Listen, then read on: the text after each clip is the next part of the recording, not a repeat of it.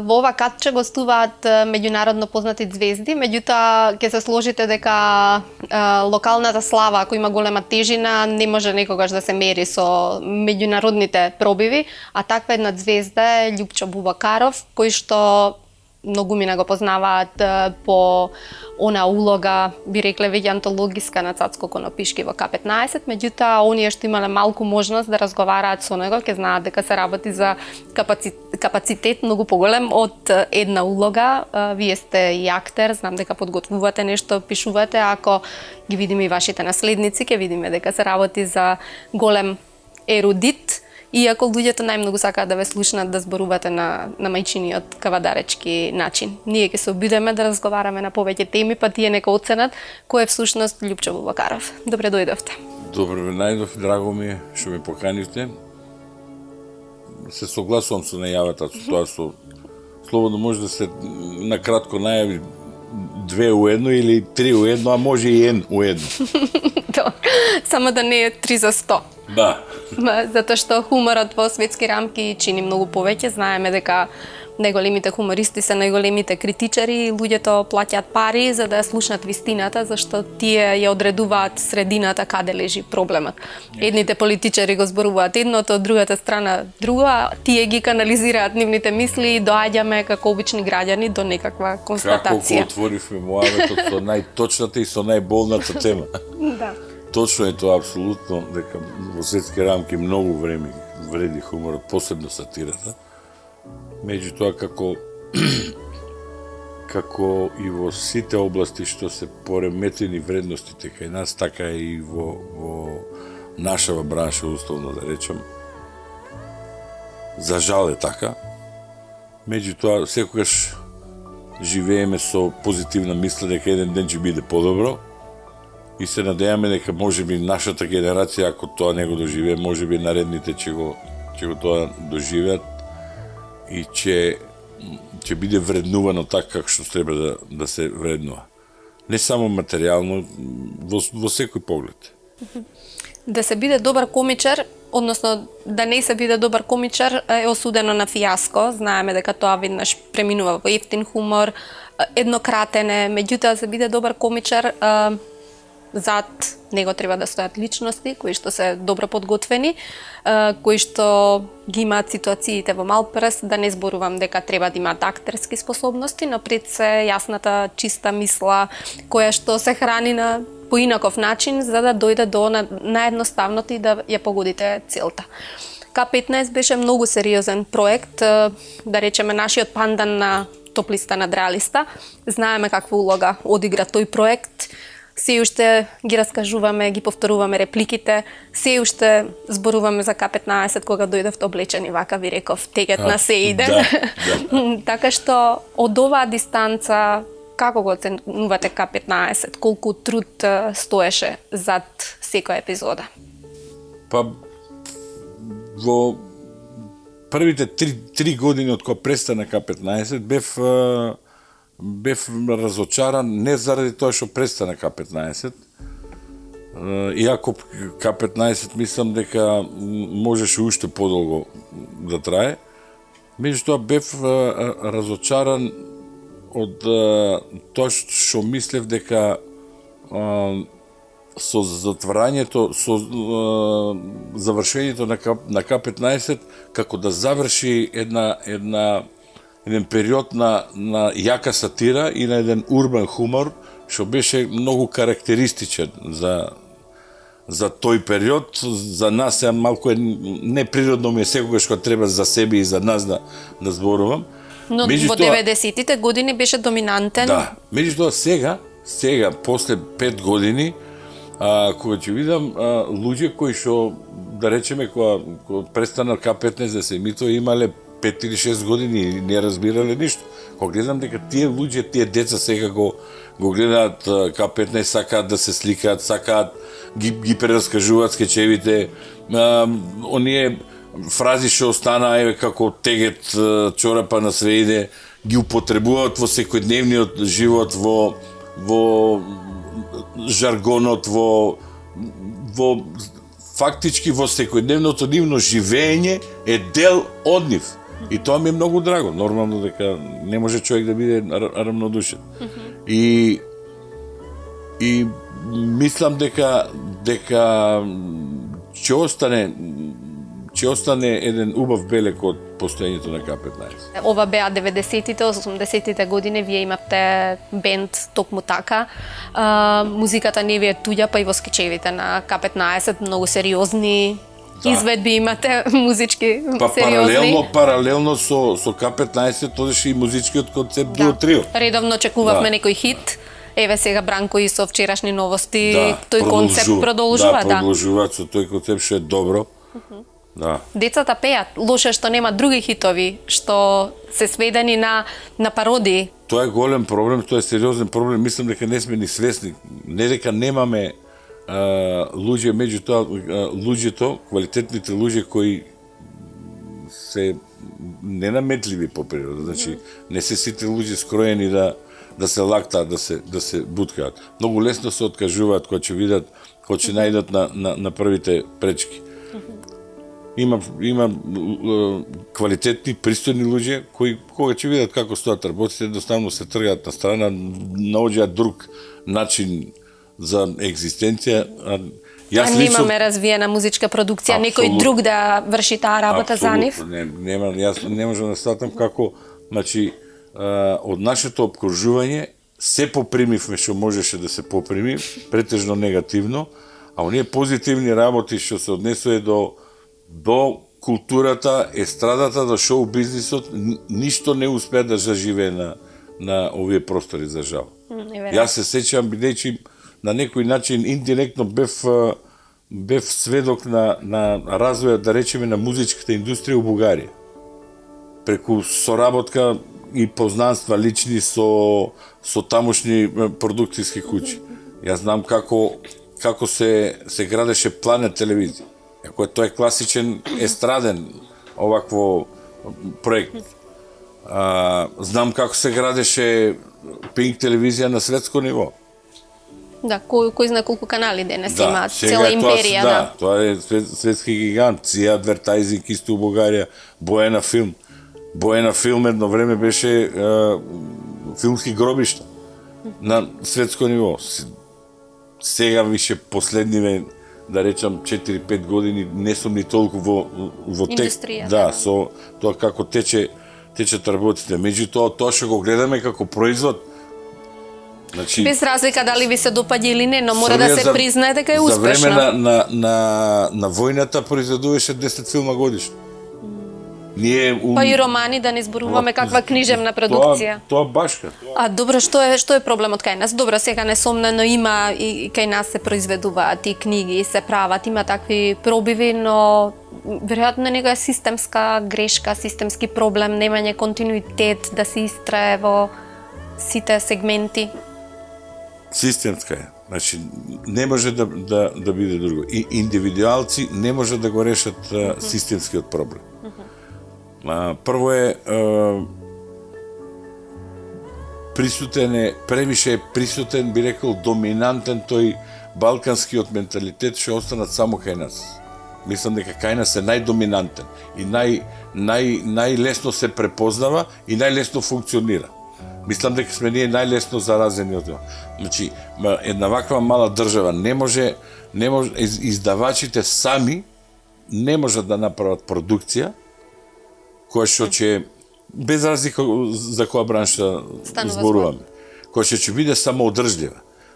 Меѓутоа, ако добро се организираат, јас тврдам и до ден денес, и жал ме, ние започнавме некои проекти во филмската индустрија. Мене ми забележуваат кога зборам за филмската индустрија, чим се извинам на тие што сега се возбудуваат кога јас зборам за филмската индустрија, а немаме снимено филм. Добро, вие ви стои таму во базата да имате актерски настапи? Имавме и одобрено сценарио за филм и одобрени средства и ние сме први у македонската филмска индустрија кој се откажа од снимањето на филмот и ги вративме парите. Направивме само развој на сценарио и од кога почнаа луѓето од филмската индустрија да ни се мешаат во работата, рековме фала многу. Ве враќам во 80-тите, знам колку ја сакате музиката и колку сте талентирани, не само вие и вашиот веќе покоен брат. Како беше вашето детство, младост во Кавадарци? Може некаде сте го зборувале, но чисто да ми кажете кои беа тие ваши први воочени афинитети од некој од страна, од вас самите? Дали знаевте што ќе бидете во животот и каде ќе се движите? Јас лично имав желба, знаете, по малите браќа секогаш ги имитираат повозрастните. Јас сум помал од брат ми 4 години. Они многу рано почнаа да свират, да прават состави. Триангл багаж и така. Триангл багаж, тоа е веќе периодот во Македонија. Во Скопје и во Македонија. Иначе во, да речам, локални рамки или регионални, тоа беше група младост која што имаше 3-4 генерации со истото име, под патрон на тогашниот дом на културата работеа и се сменија 3-4 многу успешни генерации. Тоа се тие градски средини со своите тајфи и традиции, тоа кој знаеш Тип, Битола, Кавадарци. Кој што имале од секогаш музичка традиција. Оттаму излезе и составот младост, они мислам дека беа трета генерација, ако не беа и четврта младост. А јас бев таму во нивниот состав не колатерална штета, него колатерална корист. Следејќи ги секогаш нивните проби, прво сам научив да свирам гитара. Свирав мандолина и од што ги гледав како свират, земав после бидејќи, знаете како е, почнеш да свириш, па навлегуваш во друга фаза, па пубертет, па попуштаме со школото и тука више е реакцијата од дома. Сега ако едниот син попуштил со школото, се да гледаме и да не ни се случи со другиот. И јас имав забрана да се бавам со музика, па морав тајно ставав весник тука кај гитарата, кај сега попросто да објаснам кај дупката на гитарата што е, и во тој случај гитарата не произведува звук, а тука можеш да свириш и да демфувале, сайлент гитара имате иновација. Баш така, го демфува звукот. И полека го научив комплетниот репертоар нивни. И кога свира, за тоа време он има неверојатно многу свирки. Значи, таму се свиреше обавезно петок, сабота, недел се свира во тоа време игранки, али тоа беа, секоја игранка си беше настан за себе. Тоа беа концерти, цели, по 4 сати. И плюс седенките, и плюс вечерните одења, да, тоа зборам сега чисто од музички аспект. Така улетав во тие води и човек кој ќе се навлече на рок н рол тука нема враќање виш. Тоа е Не почнавте од фолклорната традиција, бидејќи знаменити имиња Хаџиманов, мислам на тие напеви кавадарчани се подложени на мелодија и не е ни чудно што се добри после во популарната музика. Треба да се спомнат, значи Васил Хаџиманов. Вие кога рековте Хаџиманов мислевте веројатно на Зафир. Не, мислев на јас сум етно музиколог, така што за тој мислам. Знам, се знам него. Мислев да не мислевте оти обично кога ќе го спомнат Хаџиманов, тука кај на сите да. Баш пред неколку дена ми прати братучетка ми од Кавадарци фотографии успела да ги најде у музеот, дали на некоја поставка таму, не сватив. 36-та година, 35-та година у оркестарот на Васил Хаджиманов свира татко ми на гитара, а чичко ми Лазо на мандолина. Ми ги прати баш фотографиите. Тоа е интересно да се види. Или да да напишете нека книга, може би ете за такви сеќавања. Ако сте добар раскажувач сте, да ги... Многу често сум размислувал на таа тема и секогаш кога ќе дојдам до фаза да пред носење дефинитивна одлука, секогаш викам, слушај, ај, да не излезе сега дека се мешам и во таа бранша. Зошто да не? Затоа што тој живот помладите генерации нема да го знаат. Многу е подобро ете од прва рака, втора генерација, да речеме, од раскажување. Се уште сте, да речеме, жив сведок. Пријатели кои што знаат за тоа колку интересни случаи сум имал во животот, колку интересни средби сум имал. Јас имам, не знам како да го наречам тоа, некоја чудна среќа или несреќа. Да ви се случуваат околу вас? Да ми се случуваат работи многу специфични. И многу од тие работи изгледаат неверојатни. Значи, Например, на пријатели кои им ги раскажам, мислат дека лажете, да, наголемувате? Навистина изгледаат овакво непријатни. Не сакам сега тука да спомнам, пошто од овие поголем дел се од политички овакво карактер. Некој од урбан карактер, од обичен живот, во тек на емисија. Добро, во ред. На емисијата. Еве, една ќе ви кажам, сега ми текна, баш скоро дискутиравме со господинот Ѓорѓи Филипов, наш амбасадор, не знам моментно дали ангажиран или беше и у Германија и у Австрија.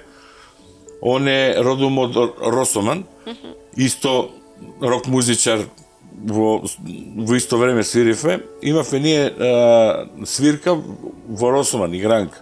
И одиме ги местиме инструментите во тамошниот дом на културата во Росоман. Тоа беше универзален дом, универзална сала во Росоман. Па секој град имаше универзална сала, што воопшто не беше лошо секако. И ги местиме инструментите и почнавме да пробуваме и домарот на салата ни вика, слушај, немојте многу гласно да свирите, вика, овој кровот не е многу салам, вика, може да попушти. И ние тоа си го свативме нормално на шега. И свиравме игранката до малтене до Сабајле, си отидовме и утрете кога станавме, прво што ни кажа дека вечерта паднал кровот од кога заврши.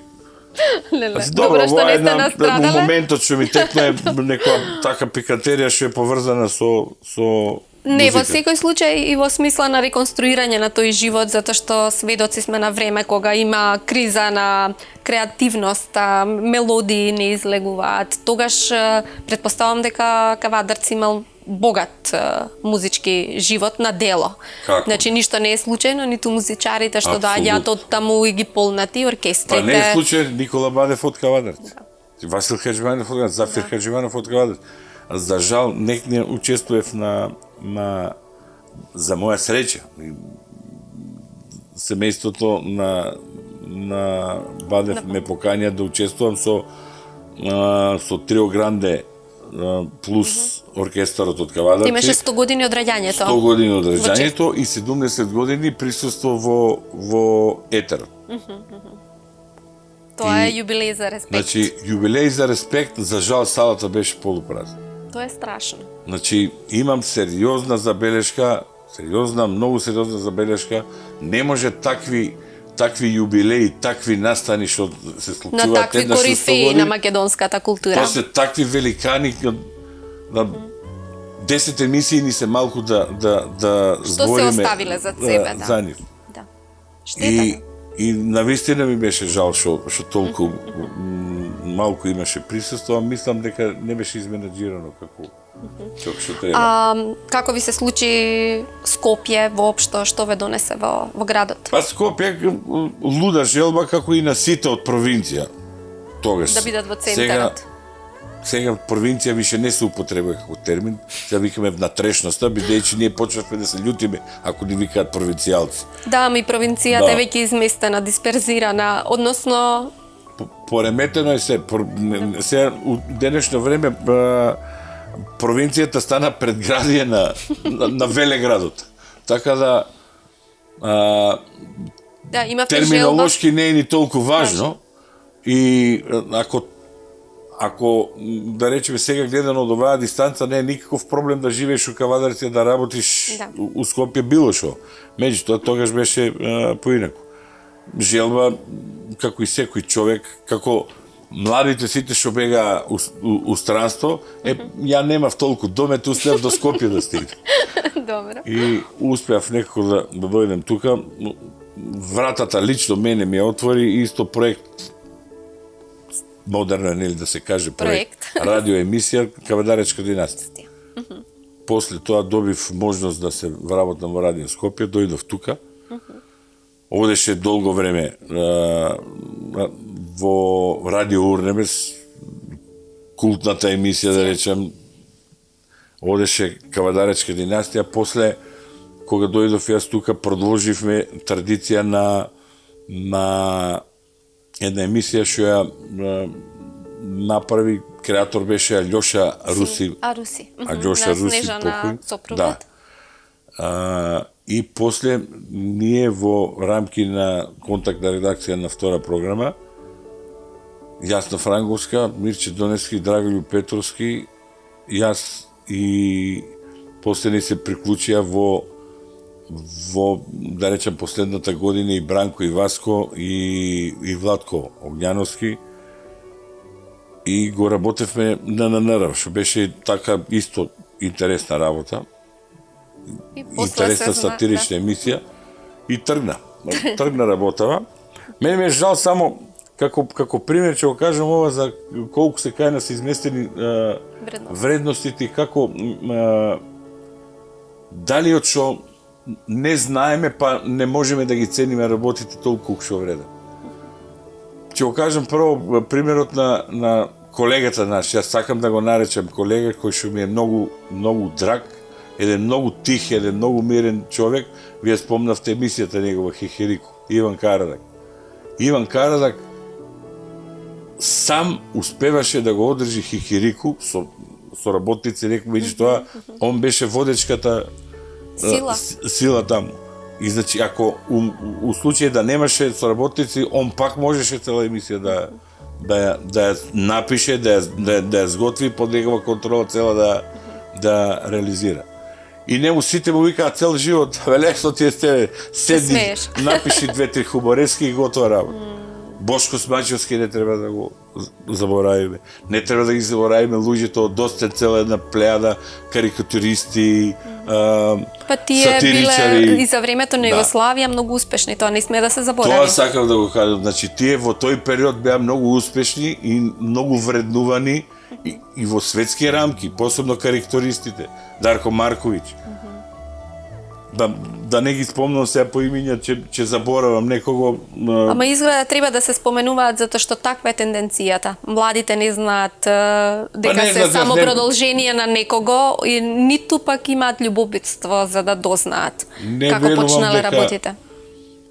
Не знам, ја мислам дека од кога ќе допре до нив, гледам по моите деца кога беа мали, што ги интересираше, гледам како растеа, како почнуваат да ги совладуваат нашите вредности или да речам тие бивши југословенски автори, претежно во музиката, кога почнаа да ги разбираат текстовите, кога почнаа да навлегуваат во суштината на творечкиот дел од Ама вие како родител сте биле доблесни да ги изложите на тоа влијание. Знаете дека денес во медиумите не се изложени децата да ги запознаваат работите? Каде гледате простор? Јас еден друг феномен само не можам да разберам. Јас познавам мои пријатели кои што не слушаат новокомпонирана музика, познавам, не слушаат, да речеме, од бивши југословенски простори, не знам више сега најновиот термин кој е, дали е турбо фолк, дали е поп фолк, не е ни битно. Јас го почитувам тоа како музичка индустрија. Меѓутоа гледам кај луѓе кои што знам дека не слушаат таква музика, а нивните деца лудуваат по тие. Но тоа ги обкружува, не може да ги обвинувате зашто... А од друга страна, земав еден период, сериозно почнав да се занимавам со тие. Таму има многу добро одработени и продукциски, авторски, значи максимално добро одработено. Сега што жанрот е тој. Добро, некому се допаѓа, некому не, но не може да се априори да се отфрла што било. Точно. Ја гледав едно интервју со Горан Бреговиќ и новинарот го прашува која музика вие сакате да слушате, која музика ви се свиѓа. Он вика, вас која музика ви се свиѓа? И едноставно се збуни новинарот. Не знам, вика, ја вас ве прашувам. Он вика, не, јас сега тебе те прашувам. Тебе која музика те прави? Па што дам, ја обично музика сакам, вика, таа што ме тера да ми убава, и ме развеселува, и ме тера и да станам и да заиграм.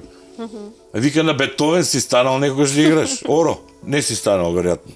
Така, Бетовен се слуша поинаку. Да, добро. Па дури и во сериозната музика и Моцарт се слуша поинаку, Бетовен се слуша поинаку, Вагнер се слуша поинаку. Така е. Вам, мислам и синот, барем за Илија знам дека е успешен, дека го продолжува вашиот пат, барем по однос на областа во која што делува, им влијаевте на децата како ќе се образуваат, каде ќе одат или едноставно тие ги впиваат сите работи што се случуваат во семејството и самите си го одредуваат патот? Па, и Илија и Данаил навлегува, и тоа сериозно навлегува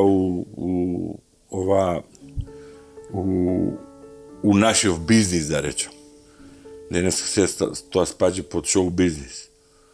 Илија режисер и последните 4 години го работеше, можем да речем, во комплетен смисол, кога кажам К15 го работеше, го работеше он како автор, како режисер, во некои ситуации, претежно во рекламите и како сценарист. За информација која што малку луѓе ја знаат, Илија пред месец или два му излезе роман. Прв има направено сценарио по тој роман и конкурира во филмскиот фонд за или агенција, како се вика, не знам, и не добија. И малку се разочара и од многу надежен и успешен режисер сега е доста квалитетен кучкар, јас го викам, пошто се занимава се обидува да ја спаси автохтоната македонска раса карамани и моментално работи на тоа да биде признаена на светско ниво и тоа добро му оди. Тоа добро му оди, ама за жал јас го запостави оној другиот дел, авторскиот, режисерскиот. Данаил работеше како последниве 2 години како во организацијата на К15, двете последни циклуса ги продуцираше они, доста добро ги изработи тоа.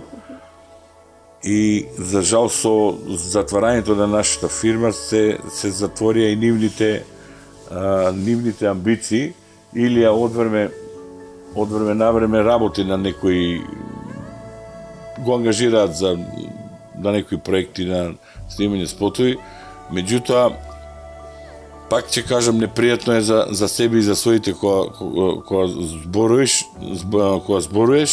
меѓутоа Илија е стварно многу талентиран. Значи, многу лесно му оди пишувањето, многу лесно му оди режирањето, многу една друга работа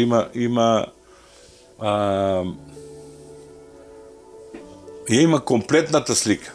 Значи, многу луѓе имаат проблем, да речеме, добар писател ќе го напише сето тоа, не може да го претвори во слика. Нему лесно му оди тоа, може од А до Ш да го израти, целиот процес да го заврши. И на моје изненадување, бидејќи јас знам во средно училиште колку беше среден ученик, да не речам слаб ученик, факултетот кој што не му е завршен, уште дипломскиот испит во Бугарија не му е завршен на Нов Бугарски универзитет, го заврши рекордно време.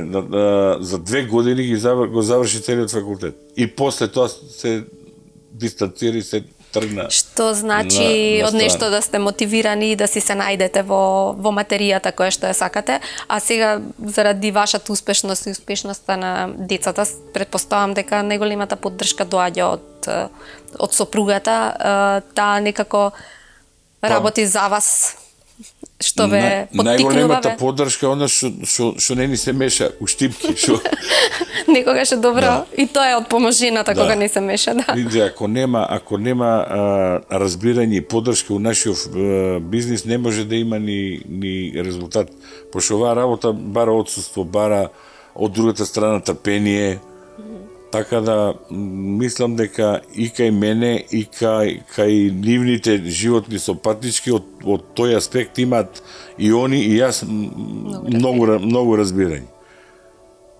Меѓутоа, на вистина ми е жал што ете по сила на приликите, веројатно и они ќе се откажат од Животната определба. од животот определ. Јас ќе ви посакам да ви се оствари некогаш идејата на филмскиот град, макар тоа биле следните генерации кои што ќе реализираат конечно. Ви посакувам да си напишете книга и јас сум сигурна гледачите очекуваа нешто друго од ова интервју, ама ако ништо друго го утепавме хуморот и воопшто не инсистиравме на забавна емисија, но сметам дека слушнав многу работи што не би ги слушнале на друго место, како што ветив на почеток, да видиме всушност кој е Љупчо Бубакаров, дека е човек кој што има реални проблеми како и сите други и дека не секогаш му е до смеење. Па добро, тоа е нормална работа, тоа обично на жена ми тоа најчесто и се случува, вика тебе ти е супер, барем дома ти е интересно, цело време се смееш. Тоа е убава. Дојдете, вика, 2-3 дена да поживеете со нас, да видите колку е смешно. На вистина, опфативме теми за кои што многу ретко зборувам, мислам дека е добро да што вака го водевте муабетот. Затоа што за хуморот и за К15 малте не се и кажат. Ово се работи што искрено не знам колку ќе заголицаат некого. Меѓутоа, добро е да се каже, нам да не биде чиста совеста дека сме ги кажале и дека не само дека сме ги кажале, дека сме подготвени да влеземе во такви проекти, да влеземе во, пак ќе речем, во системско решавање на проблеми. Еден пример само да ви кажам. Своевремено постоеше институција Македонска естрада. Марио Липша што водеше. Значи, до тој степен беа организирани естрадните уметници. Да, и естрадни. Не само што концертните активности и манифестациите ги организира, него стаж им одеше, пензijsko инвалидско осигурување, сите. Јас изненаден во една прилика со еден наш познат пејач, правиме муабет и викам, а ти како ќе одиш у пензија? Вика, ја имам 20 и кусур години, вика, стаж од Македонска естрада. Значи, тоа не било, беше, јас бев дел од тоа, знам дека беше тоа, Марио Липша перфектно го организираше и го водеше. Сега немаме ни Југо концерт, порано што постоел, ниту за класичната. Скоро разговаравме на таа тема и со Сашко Коцев, со Баже Груевски и некне се видовме и со другиве пејачи на 100 годишнината, со Милан Завков, дека треба да се реорганизира. Таа уште постои таа организација. Постои, меѓутоа не е активно. Треба да заживее повторно. Па не може без... Јас се сеќавам тогашна естрада кога ги организираше тие настапи, концерти, тоа беше на светско ниво организирано. Избори на мис, манифестации, модни ревии, да ве подсетам група Авона, да ве подсетам на сите плејада од сите. Дури естрадата не била многу поорганизирана од денешната култура, Саша. Значи без таа организација, дали е у естрадата, дали е у културата, дали е у спортот, без добра поддршка, без добра инфраструктура. Ви знаете ли, у Македонија нема концертна сала више кај да се настапи. Киносалите порано беа универзални сали, таму имаше и театри. Се. Малку градови останаа што имаат активни театри кои што може да се наречат како сериозни театри и кои што имаат капацитет да направат сериозен проект. Не дека нема луѓе кои што би го направиле тоа. Нешто, тоа инфраструктура катастрофална. Салите више пола станаа сите кафеани или бодибилдинг клубови или Казина. казина. Јас себе им предлагав у Кавадарци старата сала, у Кавадарци има спортска сала, старата сала на спортска, што беше тип прочуени ДТВ Партизан, Друштво за телесно воспитување. Со многу мала адаптација и со многу малку пари, може да се направат акустиката да се реши унатре да бидат Школка се прави, да. прекрасни овакво концерти. Сега не може еден состав, не може концерт да направи у Кавадарци. Или треба да свири пред 20.000 луѓе, не може у Кавадарци. Објективно да има 20.000 луѓе, едино ако не е на Гроздоберна площадот и ако не е без пари. Па чим нема можност тоа да функционира, не може како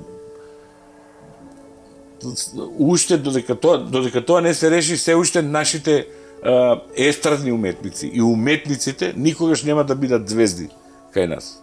Нема услови. Да. Затоа што не можеш да бидеш звезда, ако треба да отидеш се помолиш у 5 бутици да ти дадат гардероба за да настапиш. Да. И да ја вратиш. За жал збориме за овакви работи за кои што искам да кажам не сакав да збориме тука сега за тоа. Меѓутоа од тука тргнува се. Ако нема основни услови не може да функционира нешто. Јас ви благодарам за овој разговор и следното интервју. Не престанувам, сакам уште да зборам. Ќе направиме и втор дел. Благодарам многу. Благодарам и на поканата. Ова не е куртоазно. Гледам емисиите и многу се радувам што постојат. А морам да кажам, ги гледав и емисиите уште кога почнувавте на мислам дека на Телма беше, ако не се лажам. Беше. Да. Така да продолжете, вас ве сметам у борците за развој на културата, уметноста и јас ќе ставам и естрадата. Ви благодарам многу.